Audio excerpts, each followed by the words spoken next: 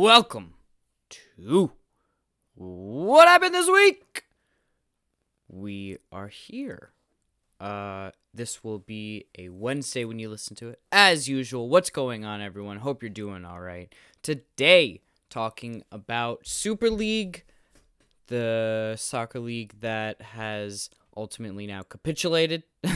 Talking about, a little Steph Curry because he is also having an eruption, but of a much better kind. And then at the end, gonna talk a little bit about the Yankees and why they are terrible this year. Or rather, some explanations as to why they're terrible. Make sure you are liking, sharing, subscribing, following us on all the platforms such as Spotify, Apple Podcasts, YouTube. We're everywhere. Make sure you check out previous episodes. We've got a lot of great stuff there, whether it's interviews, whether it's comparing reality to anime. Yes, that is an episode, I promise you. Or literally whatever else it is. Just make sure you check it out. We've got some cool stuff in the pipeline, and I'm excited for y'all to hear it. I've got a really fun Bills-related podcast / article coming up that I'm going to be doing that I'm really looking forward to because I've got a really wide net. So if you're a Bills fan and you want to talk about the Bills, hit me up because I would love to have you on the podcast / in a piece I'm writing. Anyway, I'm not going to take too much of your time on this lovely, lovely day, whether it's an evening, day, morning, whenever you're listening. I appreciate it. So anyway, we're going to get into it. Have a good one listening. Peace.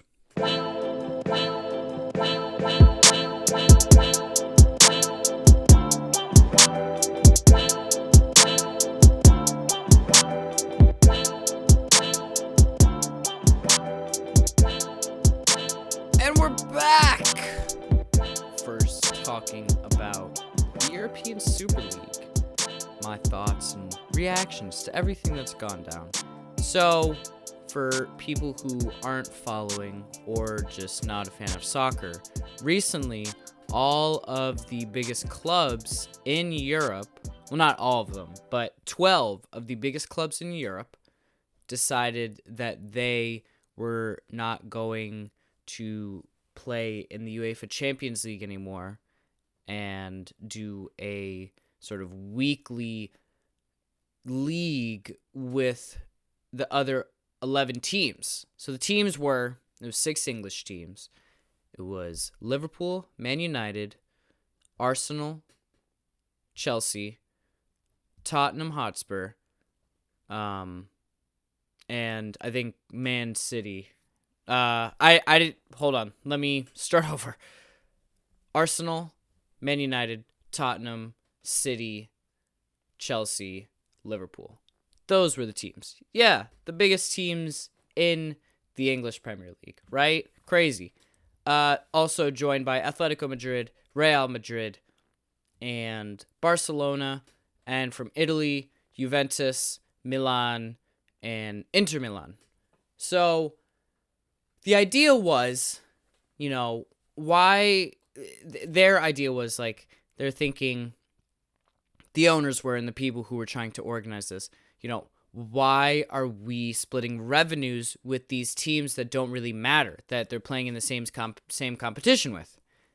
And it's like, oh, wow, that's really gross because it's essentially just these billionaires who are like, yeah, we're just gonna take our ball and fuck off. Because that's kind of what they were saying.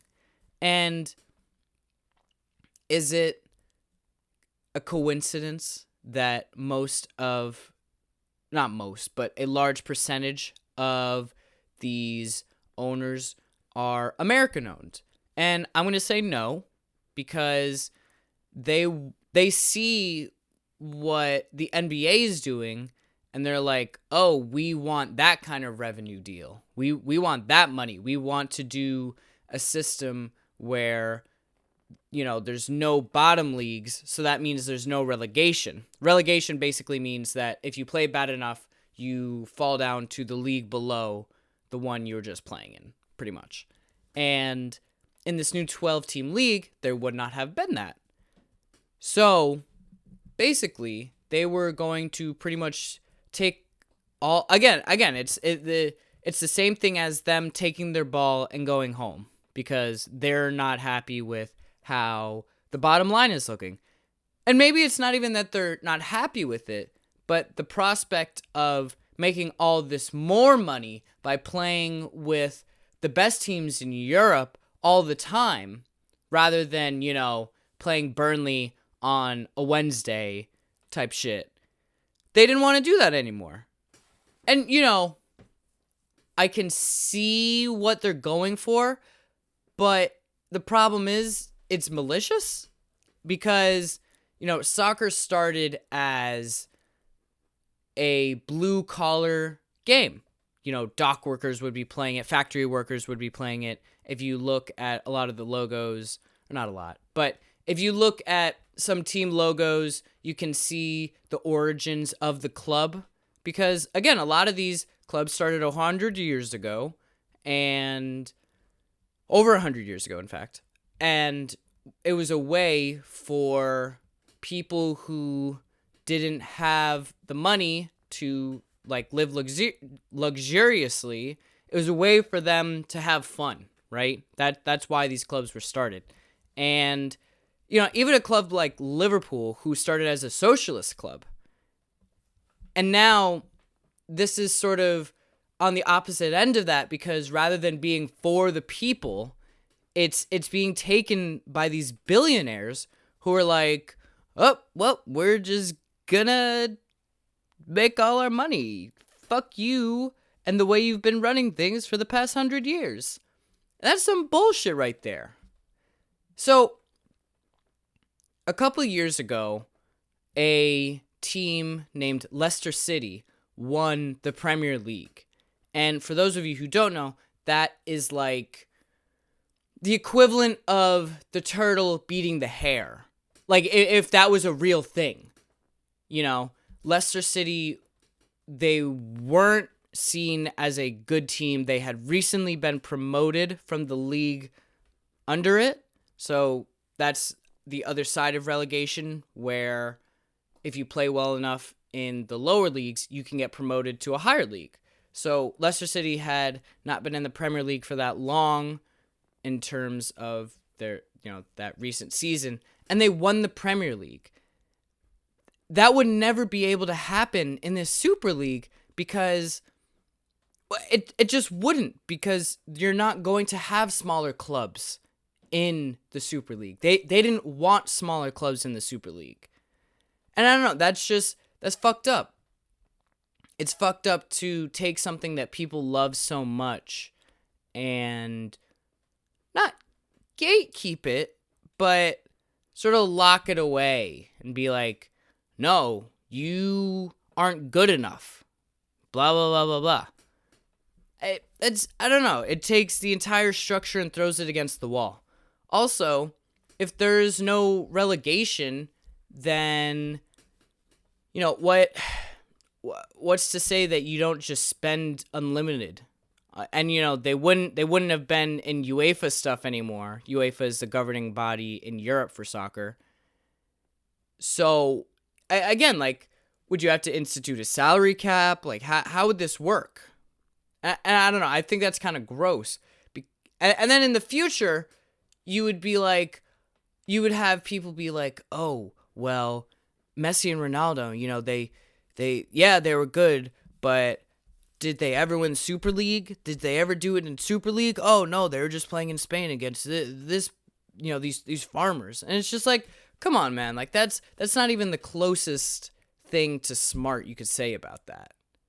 It's stupid shit like that. I mean, obviously it's small. And the biggest thing is that it's fucked up that these billionaires think that they can just, again, take their ball and go home with it because they're not happy with the conditions. So basically, they announced this, and fans far and wide completely detested it. They were like, fuck you, you can't be doing this, blah, blah, blah, blah, blah. This is trash. And I agree, it's very trash.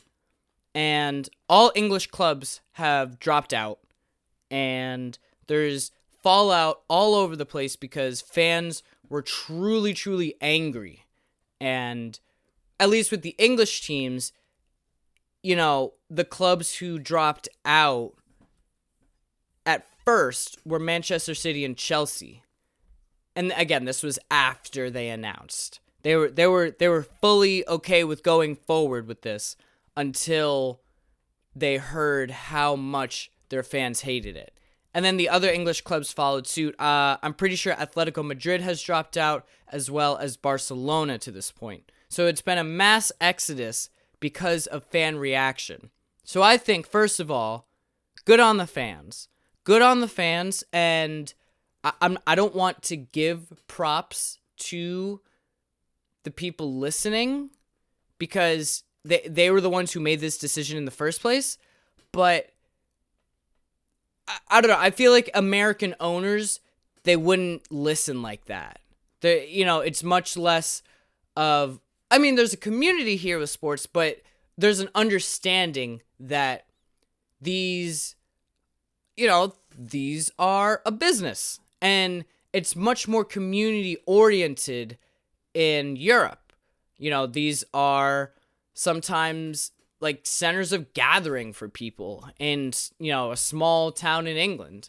And, without these big teams, there are so many clubs that are essentially being subsidized by these clubs just because of the pure amount of money that is being brought into the Premier League from these big teams. Because, if you're not going to have that international money coming in from people watching the Big Six in England, then there's not going to be as much money for the other clubs. And then they get screwed because they can't pay wage bills, can't pay, stadium bills, all that.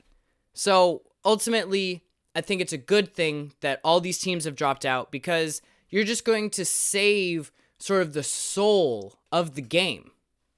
And again, I think it's a good thing. Fuck the billionaires, though.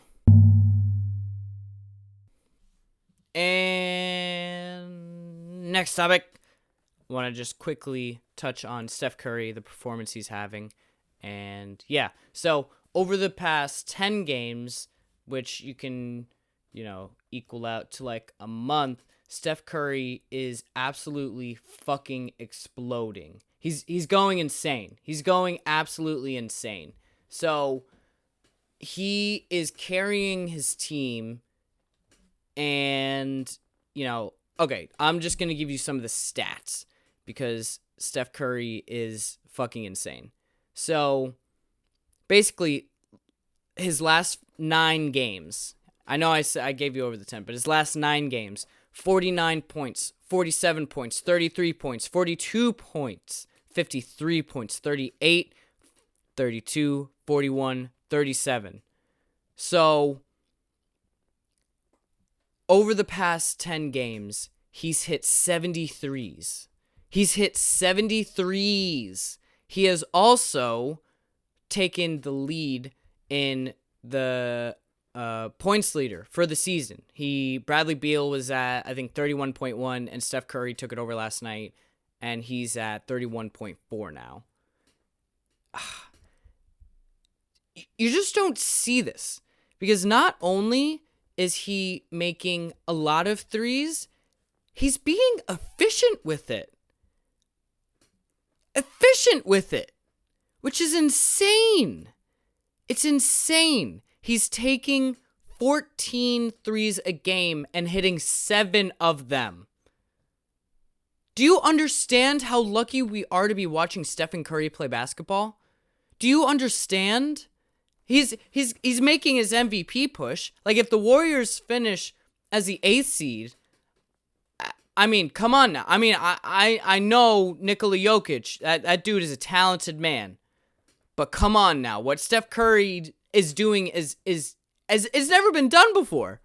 Never, ever, ever. He's hit again, let me say this again. 72 threes in his last 10 games.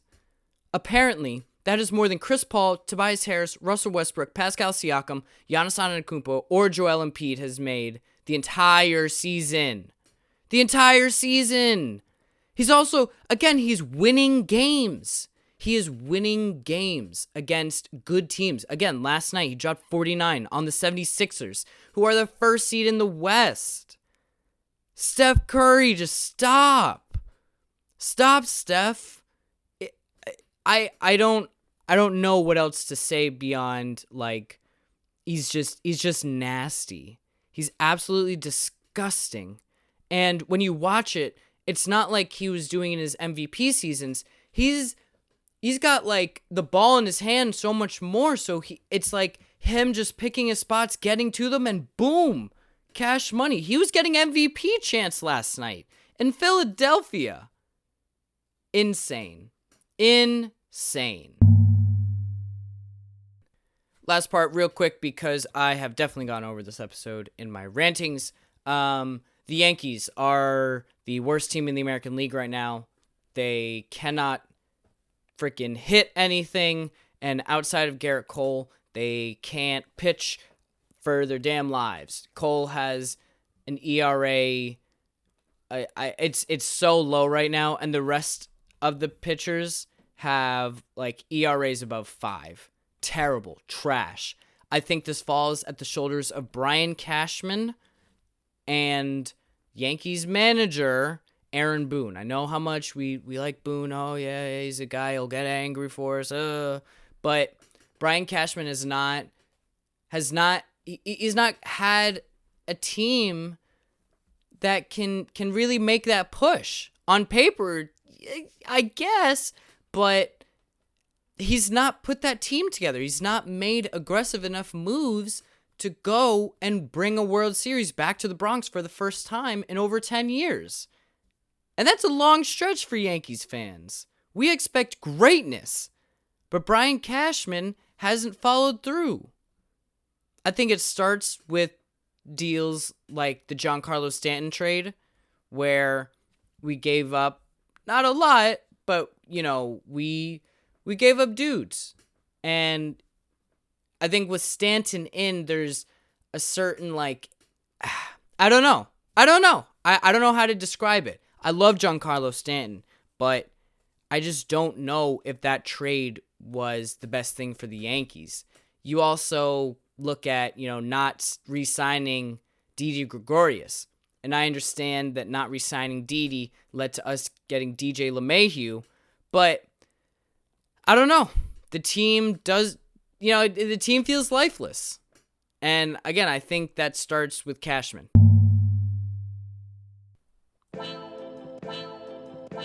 This has been What Happened This Week. Thanks for tuning in. Appreciate you checking it out. Again, I went over. I'm going to try and keep this outro. Going to try and cut it very soon. Make sure you are following us, subscribe to us, liking our stuff, sharing our stuff. Check out previous podcasts. Follow us on Instagram. Follow us on Twitter. We are relatively active on there. Give us a shout out. Put us in your story. Why not? We'll likewise do the same thing. Here I go being redundant. Anyway, again, thanks for watching. Check out previous podcasts, interviews, conversations, all of them. It's all there. Enjoy your evening.